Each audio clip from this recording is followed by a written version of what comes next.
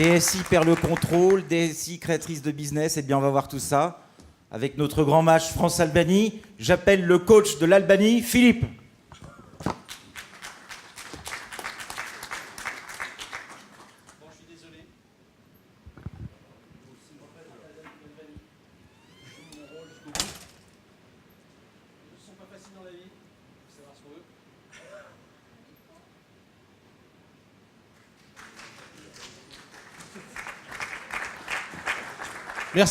Merci de votre support. Je sais que c'est passager parce qu'on n'est pas là pour rigoler. Et j'appelle tout de suite mon équipe d'Albanie, en la personne de Philippe Lolani, François Gangzi et Mathieu Collas. Philippe, François et Mathieu. Bon, autant dire les choses clairement, on a pris les meilleurs. Philippe, tu viens du club Mobile Wallet Service, hein, c'est ça. François, tu es un attaquant de Folaille du club EDF Commerce. Et Mathieu, on ne parle plus de toi que dans de jolis journaux de football. Et tu es un attaquant hors pair chez Capgemini. Bon alors les gars, je sais que ça va être dur. On va être contre la France, on joue un petit peu à domicile. Mais on va faire une stratégie 2-1. 2 attaquants, un défenseur, Vous êtes prêts? Alors c'est bien, mais où est le coach de l'équipe de France? Voilà. Nicolas. Merci Philippe. Eh bien moi j'appelle l'équipe de France, Jacques-Benoît Lebris, Bertrand Etourneau, et Didier Caroff.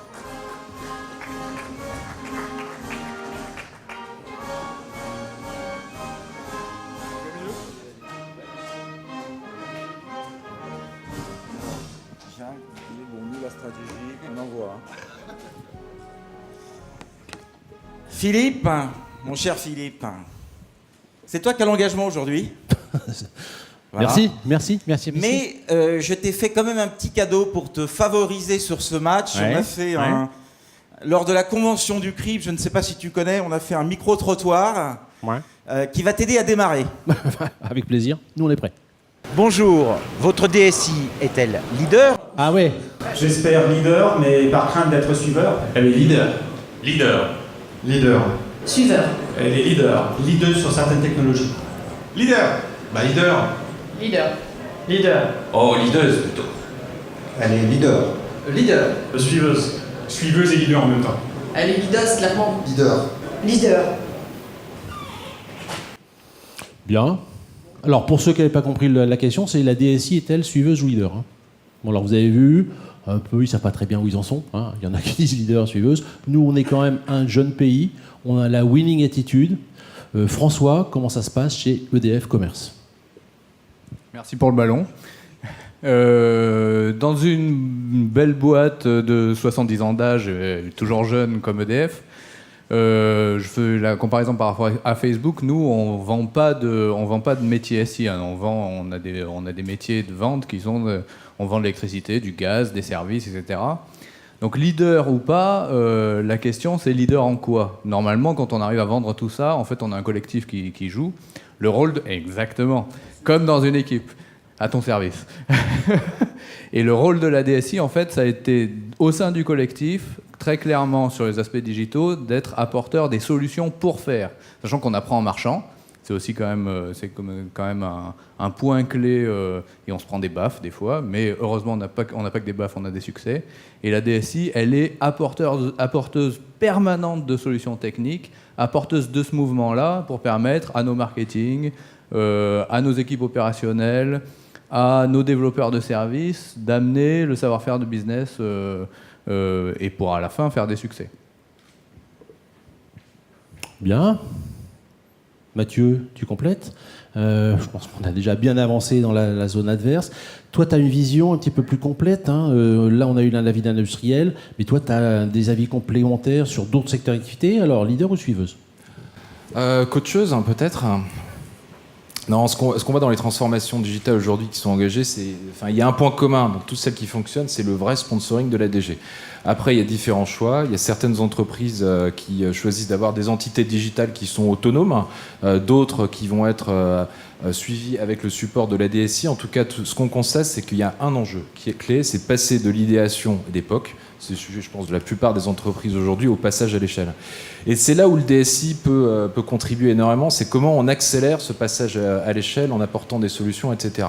Il y a un autre point qui était intéressant, je trouve, dans l'intervention de Facebook, c'est le DSI, il a de l'or dans les mains. Je crois que tu as pris l'exemple du cloud. Il y a tout simplement la data. On en parle depuis maintenant 4 ou 5 ans. Si vous prenez des entreprises comme Randstad ou comme Unilever, les DSI se sont saisis du sujet pour porter plus de performance. Donc si vous prenez l'exemple d'Unilever, c'est au sein du marketing. Si vous prenez l'exemple de Randstad, là c'est carrément créer de nouveaux business models sur le marché de l'emploi. En tout cas, pour terminer, le vrai truc, c'est le sponsoring de l'ADG. Le second point, c'est comment le DSI se positionne au service de l'entreprise, au service des entités digitales qui se positionnent aujourd'hui. Alors, on met le coup de grâce, là, Philippe.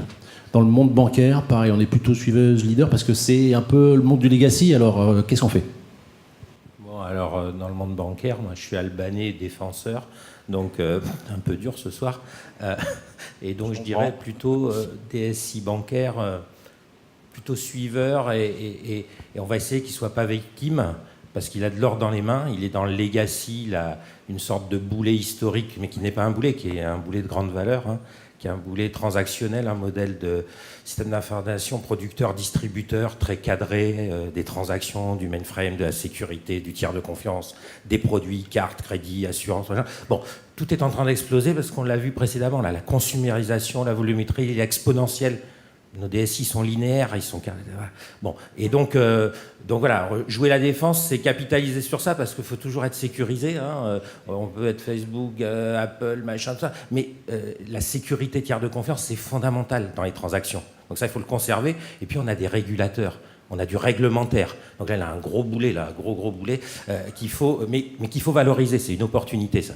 On peut s'appuyer parce que les gens ont encore confiance dans des sociétés comme les banques ou la finance qui, si on arrive à être ce tiers de confiance, y compris dans le monde digital. Et donc, une conviction, c'est que d'une zone de défense avec un système producteur-distributeur qui explose, avec un legacy, des régulateurs et tout, il y a une opportunité. C'est de jouer sur cette histoire, de valoriser le privacy, la sécurité des transactions et d'aller chercher l'horizon bleu vers un modèle bimodal et de jouer en bimodal sur l'axe client et d'aller sur l'open data, le cloud public et tout, pour l'axe client.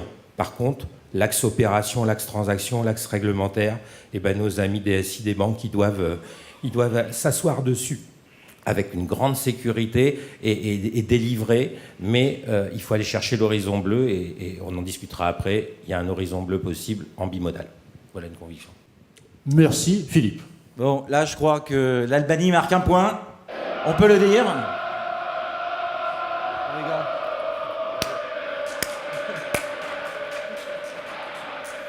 Bon. C'est un premier point. C'est un premier point. Je crois que tu as quelque chose à me dire, non ? Alors, oui. J'avais envie de te dire que c'était sympa, ton petit micro-trottoir. Mais nous, on a aussi fait des études en Albanie sur les nouvelles méthodes et organisations.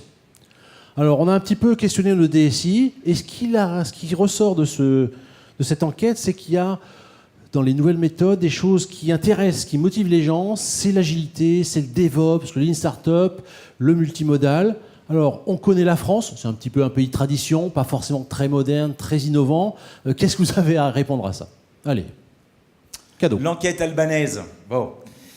C'est vrai qu'elle a la vertu de montrer des nouvelles organisations, des nouvelles typologies de sociétés. Bon, Jacques Benoît, tu fais quelque chose là parce qu'il commence à me les briser menus. Je propose de démarrer, on va essayer de faire une conciliation.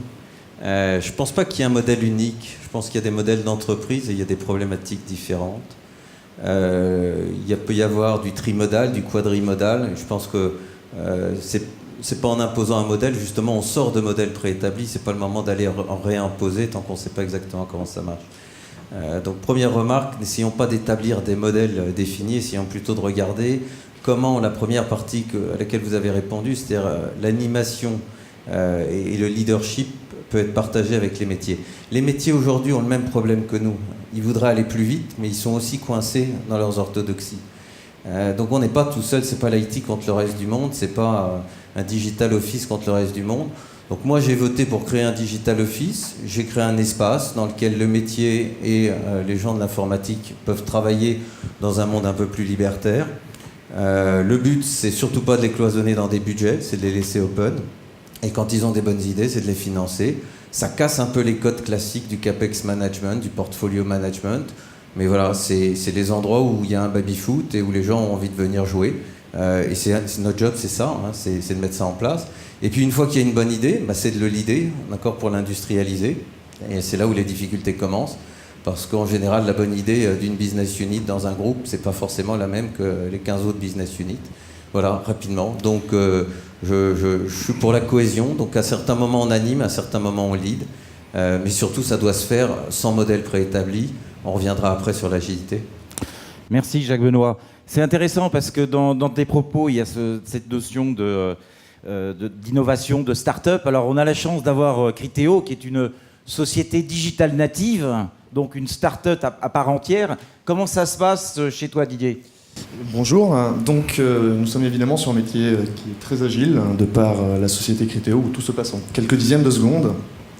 Donc justement, la rapidité d'action est aussi dans notre ADN. On doit faire en sorte que tout se passe très rapidement, autant que faire. Et on a aussi cette culture de l'échec, justement, fail fast, better success, comme on dit, où donc on essaye, on se met à faire quelque chose, à expérimenter, et si ça ne fonctionne pas, ce n'est pas grave. On recommence autre chose et on essaye d'autre chose. Concernant aussi nos managers, ils ont aussi un esprit d'entreprise plutôt qu'artisan. Et ça, cette initiative est aussi très importante pour nous. Merci Didier. Bon, l'Albanie, le fair play, c'est quand même de nos qualités nationales. C'est clair. Donc là, je pense qu'on peut être fair play, gentleman. Attends, moi je voulais parler d'époque d'abord. Tu voulais parler d'époque? Ah ouais, je voulais parler Maintenant. d'époque pour finir. Parce que vas-y, on a fait une enquête en France sur l'époque, et cette enquête, elle montrait quand même que plus de 70% des répondants faisaient entre 1 ou 10 POC. Certes, il y a 6% qui ne font pas de POC, mais ça doit être conjoncturel. Et puis le reste fait quand même plus de 70% des POC. Donc moi, je voulais poser la question à Bertrand Hecno, parce que Bertrand fait beaucoup de POC chez Forestia. Ah, c'est bon. Tu vois, c'est le premier POC. Effectivement, quand on a lancé notre initiative numérique l'année dernière, alors qui est pour nous chez Forestia dans le prolongement de ce qu'on fait en efficacité interne. On ne redéveloppe pas le business model de la société, on continuera à fournir des équipements automobiles, donc ça pour le moment on n'en parle pas, on est vraiment sur l'efficience opérationnelle, l'efficience interne. On a regardé très largement pendant un an une trentaine de technologies. On peut penser chez nous, on fait des pièces plastiques, beaucoup de pièces plastiques. On peut penser au 3D printing par exemple. Donc on a testé. Et sur ces 30 technologies, on a fait une cinquantaine de proof of concept dans une quarantaine d'usines réparties dans le monde entre l'Europe, les États-Unis et l'Asie. Parce que l'idée du POC, c'est bien d'avoir une bonne idée, c'est mieux de la tester, c'est surtout mieux de vérifier le business model. Et on s'est aperçu que sur l'ensemble de ces technologies, il y en avait qui étaient peut-être très prometteuses à terme, mais qui n'étaient pas du tout opérationnelles pour nous. Le 3D printing, aujourd'hui, pour faire une petite pièce, il faut une demi-heure. Nous, on produit un tableau de bord toutes les minutes sur nos lignes d'assemblage avec l'ensemble des équipements internes, donc c'est juste pas acceptable par rapport à notre temps de cycle qui s'appelle le takt time dans l'industrie automobile, qui est vraiment la minute. Il y a d'autres technologies où on s'est dit c'est très prometteur. On a des usines réparties un peu partout dans le monde qui doivent avoir exactement la même qualité de service, la même qualité de produit. Par contre, on n'a pas des experts process disponibles 24 heures sur 24. On s'est dit, tiens, on va regarder les Google Glass. Ça pourrait être intéressant. On met un pool d'experts quelque part dans le monde et ils supportent nos opérations partout dans le monde. Bon, flop complet, technologie pas mature, problème d'ergonomie, enfin on en passe et des meilleurs. On s'est complètement banané sur le sujet. Donc on a vraiment testé pendant un an, un peu moins d'un an, 9 mois, pour, sur les 30 technologies qu'on avait initialement vues et qui avaient été données par le métier, en définir 12. Et là, à partir de ces 12 technologies, par contre, on a monté les projets. Depuis 6 mois, depuis le début, du mois de décembre, donc 6 bons mois, on crée non plus des POC, mais des pilotes industriels, donc en situation réelle dans des usines. Et on a des pilotes sur l'ensemble de nos usines dans le monde. Et puis après, à partir de juillet-août, quand ces pilotes industriels ont été fiabilisés, sécurisés, parce que je suis d'accord que la sécurisation de tout ça est essentielle, puis on pourra déployer de manière massive sur nos 300 usines dans le monde. Donc on a eu vraiment une démarche en filtre. Voilà. Merci beaucoup, Bertrand. Bon, j'étais prêt il y a 20 secondes. J'ai dit, hein, le fair play, c'est quand même... Donc 2-1 pour le moment ? Non. Moi, j'étais prêt à accorder un demi-but à la France. Mais là, allez, soyons grands seigneurs, un but entier. Allez, égalité. Bien. Merci. Les enfants, on va pas se laisser faire comme ça. Il y a un endroit où on peut clairement les envoyer dans leur but, c'est l'innovation. Là, on va les laminer. Mathieu, tu peux nous expliquer un petit peu comment est-ce que tes clients procèdent pour insuffler un peu une culture de l'innovation dans l'entreprise ? Les clients sont divers et variés hein, sur l'innovation, et comme disait Bertrand, il y en a certains qui sont focalisés sur l'innovation produit, d'autres qui vont plutôt être focalisés sur l'innovation process. Donc là, je dirais que ça dit, les deux, on va les battre. Non, ce qui est important, c'est l'innovation appliquée. Parce qu'on voit beaucoup d'entreprises, surtout dans le monde industriel, qui ont une forte culture de la R&D et qui vont construire des programmes de R&D sur 3-4 ans. Dans le domaine du digital, on est sur des horizons temporels qui sont beaucoup plus courts, on a une accélération des innovations. Donc c'est important d'avoir de l'innovation en permanence qui soit appliquée, de partir des cas d'usage plutôt que de partir des technologies. L'autre point, c'est qu'on voit beaucoup d'entreprises qui implémentent des shadow codir, les fameux shadow codir, pour insuffler justement cette culture de l'innovation. Alors, je ne suis pas très vieux, comme vous pouvez le constater, mais je suis contre cette culture du jeunisme. En fait, le point, c'est d'insuffler une culture de l'innovation dans les entreprises. Quand vous pensez programme de transformation, le fait de projeter des jeunes au premier plan, c'est pas ça qui va apporter une réponse. Ce qui est important, c'est de prendre la culture historique de l'entreprise. Un exemple, vous prenez une entreprise qui est fortement focalisée sur le ROI historiquement, on voit qu'il y a une opportunité d'allier le digital et l'IT pour porter des solutions qui répondent vraiment à ces enjeux d'efficience. Donc je dirais que là-dessus, il n'y a pas de réponse préétablie sur la culture de l'innovation. C'est la culture du jeunisme, oui, mais faire attention. Deuxième point, c'est de l'innovation appliquée. Le troisième point, c'est ce que je viens de vous mentionner. Philippe, la première mi-temps est terminée, il faut qu'on accélère. Hein. Bien. Alors François, donc, tu accélères. Comment est-ce qu'on passe du POC à l'idéation et au concret chez EDF? En 2 secondes, c'est ça? Juste la passe au but. Pour dire les choses assez rapidement, à EDF, on va dire, avec ce que tu viens de dire, Mathieu, on a une R&D historiquement extrêmement puissante. Pour donner les ordres de grandeur, 650 millions d'euros par an de dépenses. Et on a pour tradition de dire à EDF, la R&D, c'est un savoir-faire pour transformer le business en connaissance. Maintenant, l'innovation, c'est exactement le contraire. C'est le savoir-faire pour transformer la connaissance en business. Et là, tout notre boulot, nous, ça a été de la rapprocher au plus près, vraiment au plus près des opérations, au plus près des équipes, et de faire en sorte que, en mettant effectivement des gens de la R&D au milieu, en mettant des gens des SI, mais en mettant aussi tous les gens qui ont fait un bout du verrou. Parce que souvent, en fait, pour faire de l'innovation opérationnelle, l'objet, c'est de lever des verrous qui sont quelquefois des verrous technologiques. Et ça, c'est là où les gens des SI ont de l'or et des opportunités dans leurs mains. Mais il y a aussi d'autres verrous. Hein. Il y a des verrous opérationnels à lever, la façon d'organiser les équipes, il y a des verrous juridiques à lever. Et donc, ce qui est important, et ce sur quoi on travaille, la façon dont on travaille, c'est sur des objets bien précis, sur lesquels on a dit, là-dessus, exemple, l'IoT, le savoir-faire d'utilisation du big data, etc. Là, on a un besoin d'accélération. On fait des équipes transdisciplinaires sur lesquelles on dit on doit avancer d'un cran. Et c'est ces équipes transdisciplinaires qui permettent d'avancer. Merci François. Je voudrais revenir sur les nouvelles organisations, le bimodal, parce que l'Albanie était relativement discrète et pas très claire là-dessus. Non. Et nous, les Français, on a fait une petite enquête aussi là-dessus. Alors les enquêtes, qui est assez parlante. Vas-y. J'attends. Bah, moi aussi. Oui. En grande partie, oui. Non, pas encore. Non. Oui. Oui. Oui. Oui. Non. Pas encore, mais c'est en cours. Oui. Non. C'est pas en place, oui. Non. Oui. Bimodal. Non. Oui. Oui, on est en train d'y réfléchir. Alors la question était, avez-vous mis en place une organisation bimodale, hein? Oui, alors effectivement, les enquêtes françaises, on connaît les réponses, mais on ne connaît pas la question. Hein, c'est ça que je veux dire. Et alors, le bimodal, hein, dans la banque, qu'est-ce qu'on en pense, Philippe? Bon, alors en défense, je l'ai joué tout à l'heure, le bimodal. Donc sur la partie legacy, le DSI d'une banque, il doit faire de la compliance, diminuer son run, bien sûr innover dans les process sur les transactions et les produits, et réduire son run, etc. Et bien sûr faire un cloud plutôt privé, hybride, très sécurisé. Et bimodal, c'est quoi? C'est dire nouveau service model. Sans legacy, complètement open, smart data, aller chercher des horizons de bleu de partenariat. Ma petite filiale ouvre un horizon avec les marchands, repose le problème de l'interbancarité, pas autour du paiement, mais autour de la data.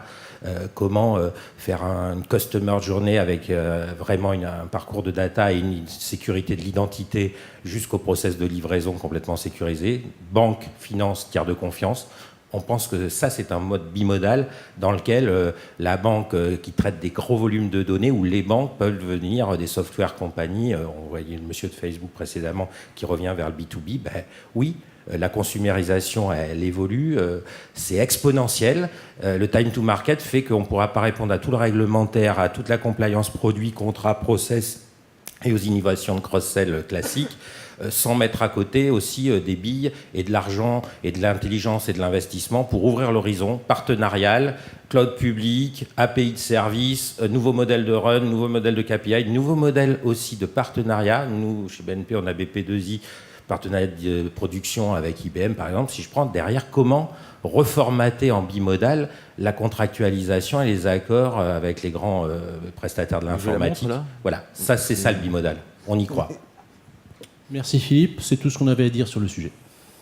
Bon, je pense qu'on peut leur octroyer un point, ils ont quand même bien parlé.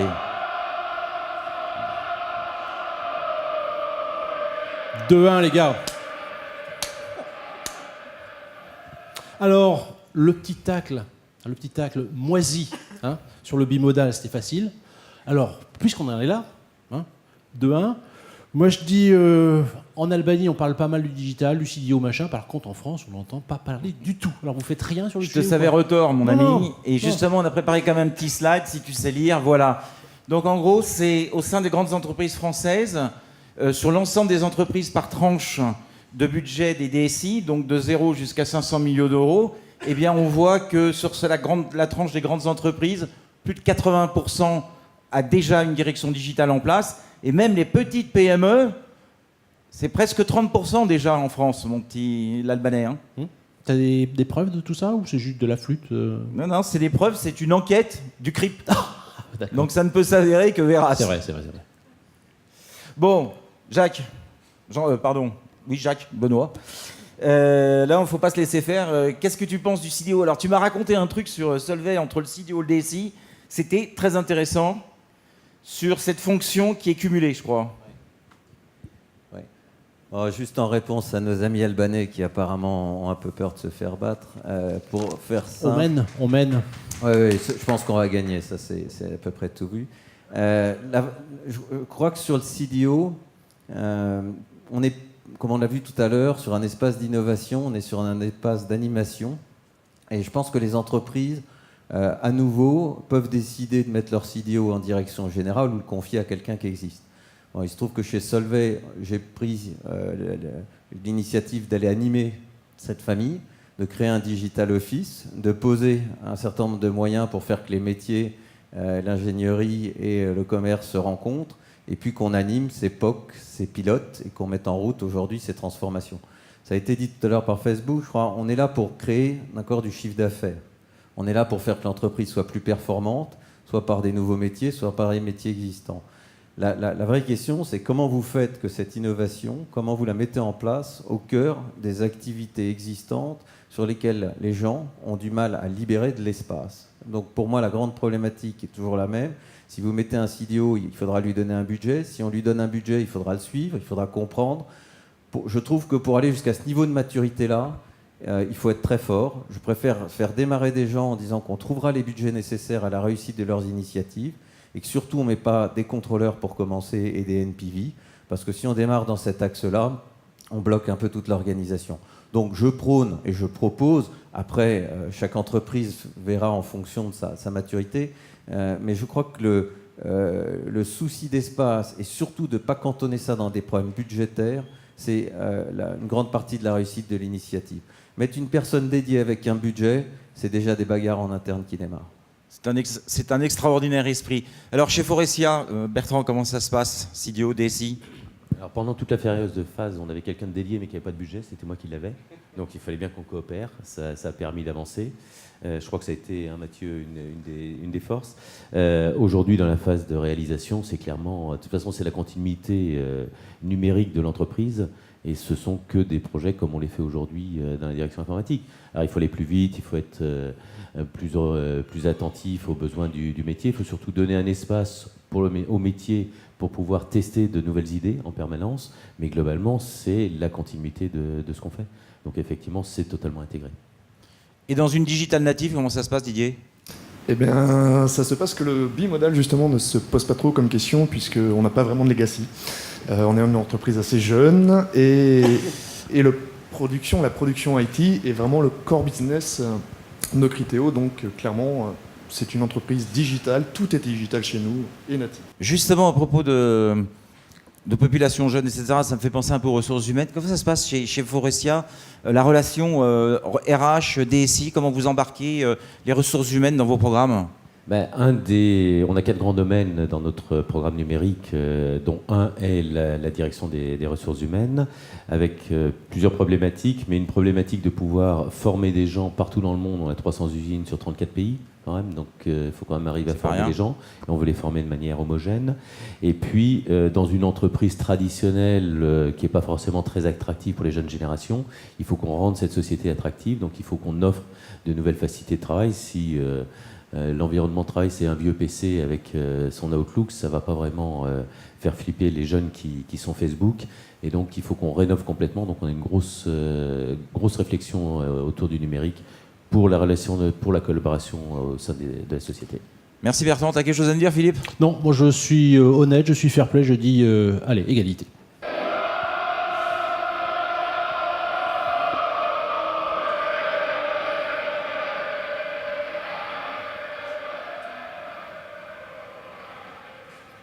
Tu voulais pas parler des freins, toi, à un moment donné?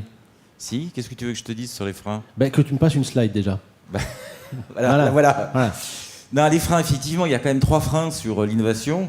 Il y a un premier frein qui est un frein qui ne devrait pas trop poser de problème, parce que tu sais qu'en France, on est très fort pour contourner les réglementations. Donc celle-là, c'est quelque chose qui devrait bien s'opérer. Les 2 autres, c'est résistance au changement, rigidité contractuelle. Mais ça, à mon sens, c'est purement de l'entreprise managériale, je dirais. Stop. Je te coupe là, parce que là, challenge managériaux, moi j'ai François qui s'y connaît vachement. Allez. Donc EDF, c'est effectivement une petite entreprise familiale. On n'a aucun frein, on n'a que des challenges. Donc effectivement, parmi les challenges, il y a un sujet donc managérial. On a cité tout à l'heure les compétences, on va dire, d'évolution des compétences. Mais pour moi, le challenge managérial clé au sein de la DSI, il est finalement de se dire, effectivement, nous aussi, on a un vrai legacy, un legacy qui a une puissance industrielle, et en plus dans une boîte qui a une culture industrielle, une culture de la sécurité de son exploitation, y compris très ancrée dans le SI. Et à côté, on doit être dans cette mécanique d'innovation, dans cette mécanique d'essai-erreur, etc., etc. Et donc, on est dans cette contradiction que moi j'appelle la contradiction du syndrome de la peinture qui est toujours fraîche. Et ça va. On est un peu gogo, mais quand même. C'est une des vraies difficultés culturelles et managériales au sein de nos équipes de DSI, c'est que nous, intrinsèquement, nos SI, ils sont heureux quand vraiment, techniquement, le truc est vachement bien posé. Mais ça, c'est long. Et ça ne correspond jamais à nos challenges. Dès qu'on parle au client, ça ne correspond jamais à notre time to market. Et ça ne correspond jamais à l'évolution de nos idées, du fait qu'on devance les besoins de nos clients, etc., etc. Et donc, on est dans une mécanique où là-dessus, le challenge managerial, c'est d'expliquer que non, le truc, il n'y a aucune application, aucun développement SI qui soit tourné vers le client, qui sera jamais frais, jamais sec, tout sera toujours frais, tout sera toujours à remettre sur la table sans arrêt. Et ça, c'est un vrai challenge culturel interne. Bon, Philippe, tu nous as montré tes capacités de défense. Là, on va leur montrer que tu es aussi un attaquant hors pair. Comment est-ce que, chez toi, tu fais en sorte que la DSI se réinvente ? La DSI se réinvente, c'est justement définir le bimodal ensemble. Et à la fois que dans l'impulsion, via des CDO ou pas, enfin, on nomme des CDO dans les métiers, mais le DSI chez nous est lui-même CDO quelque part. On assoit vraiment une transformation innovation process, innovation produit, et qu'on assure la sécurité et l'ouverture quand même vers du cloud privé hybride de toutes les opérations avec un run qui descend. Et à côté, avec ma petite filiale et puis d'autres, il faut qu'on cross-sell les modèles et qu'on construise ensemble le fait qu'il y a une partie du modèle qui bascule vers l'axe client. Et donc, oui, on fait des POC, mais les POC, ça, c'est pas suffisant. Les MVP, les POC et tout ça, il faut aller au proof of hypothesis et puis il faut mettre en prod. On l'a vu, nos amis les GAFA font ça remarquablement. Donc, l'ambition de la bimodalité ou de la filiale axe client distribution, c'est d'aller dans le time to market. Et constamment, toutes les étapes qu'on franchit en time to market, comme nos amis, et M. de Crétegaou l'a bien dit, moi, j'ai pas de legacy system, je vais chercher des partenariats, je traite de la data, je suis de l'eau. Et bien, tout ça, tous les succès, on les amène à nos amis qui sont restés dans le legacy, on tire tout le monde vers le haut. J'ai créé le multicanal avec d'autres à la BNP, et j'avais dit, c'est la distance créera la dynamique pour tirer vers le haut la proximité et nos agences. Aujourd'hui, le bimodal, c'est comment, avec une plateforme ouverte et des partenariats vraiment industriels et commerciaux d'un nouveau type, on peut tirer notre legacy système bancaire vers un nouveau modèle. Parce que ce nouveau modèle, les crédits ne rapportent pas grand-chose, les cartes, le paiement non plus, les règlements sont de plus en plus lourds. Il faut se réinventer. Donc on attaque. Possession de balle, là. Bon, allez, moi je mets mes 3 joueurs en attaque. Là, tu as entendu tout à l'heure, en face, ils ont la culture de l'échec. C'est le moment d'en profiter. Donc, comment est-ce que toi, tu mets en position de gagner tes entreprises, tes clients ? Comment je mets en position de gagner mes clients ? En fait, il y a une problématique de montée en compétences. On voulait en parler. En fait, la question qui stresse un peu tout le monde, finalement, c'est avec le digital, est-ce que la DSI est menacée ? Nous, ce qu'on voit, c'est que, et ça s'applique aussi chez nous, il y a des problématiques de refocalisation et de baisse de la voilure et des coûts sur certains périmètres. Enfin, nous, on est en train de faire des bons quantiques en ce moment avec l'intelligence artificielle qu'on applique chez nous, en fait, sur les activités de business services. Donc, là, si je le traduis dans une entreprise, ça veut dire contraction des effectifs sur certaines prestations à faible valeur ajoutée. De l'autre côté, on voit qu'il y a de très forts besoins chez nous comme chez nos clients sur la cybersécurité, sur le big data, et un dernier domaine qui devient stratégique, c'est l'architecture. Et le dernier point, c'est, on parlait de culture tout à l'heure, on a besoin de gens qui sont hybrides, que ce soit chez nous ou dans les entreprises, des gens qui sont capables d'adresser plusieurs sujets et qui sont capables de faire des partenariats avec des gens comme Facebook. Demain, si je dois faire un contrat avec Facebook, je vais devoir maîtriser le juridique, le cloud, la cybersécurité, etc. Donc nous, on s'était appliqué ce modèle et on a monté des petites équipes dans chaque pays où est présent Capgemini. Donc on en a une en France. On va faire cette hybridation de compétences. On va prendre des gens qui viennent du monde de l'applicatif, des gens qui viennent du monde du cloud, des gens qui viennent du monde du conseil, des agences, pour commencer à créer ces bases de ce modèle hybride qu'ensuite on va porter dans l'ensemble du groupe. Bon, c'est bon, vous avez votre 3e point. On arrête là, vous avez votre 3e point, c'est bon.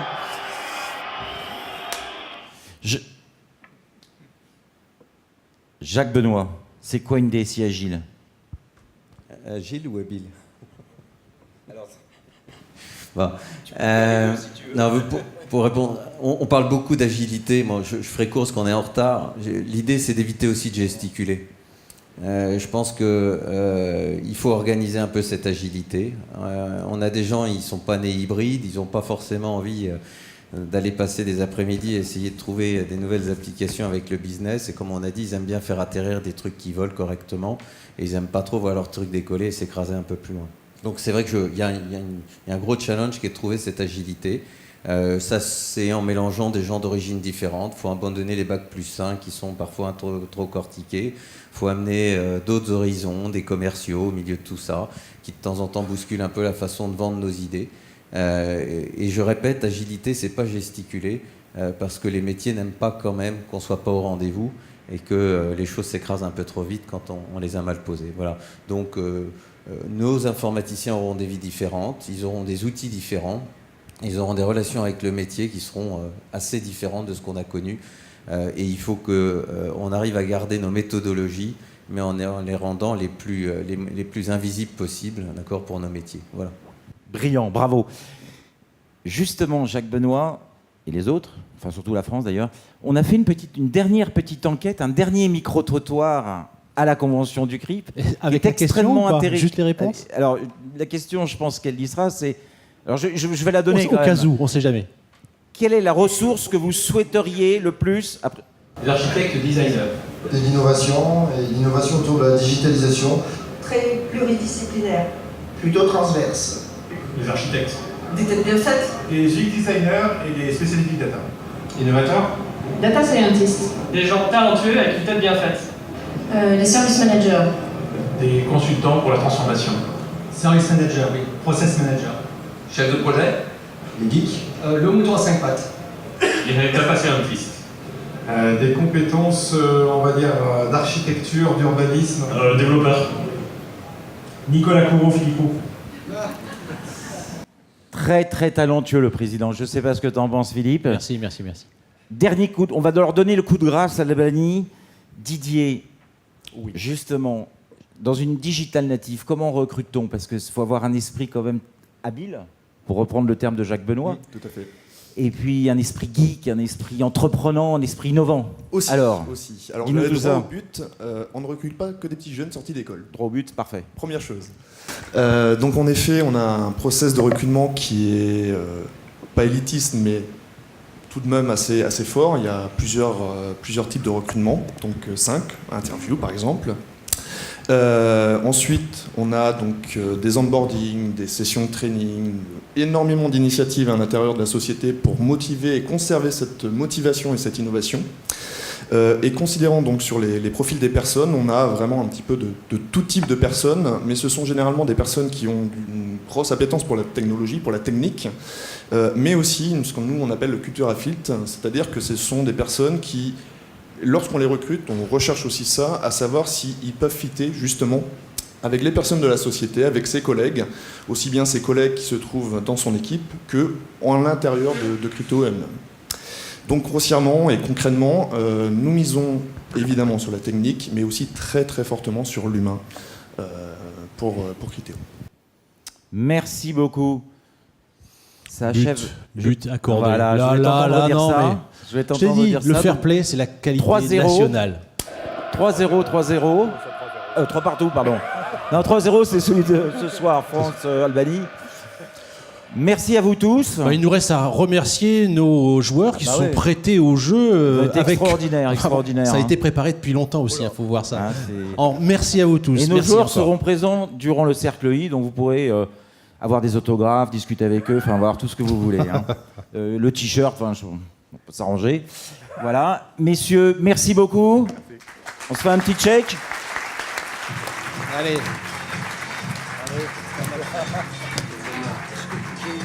Salut Jacques Benoît.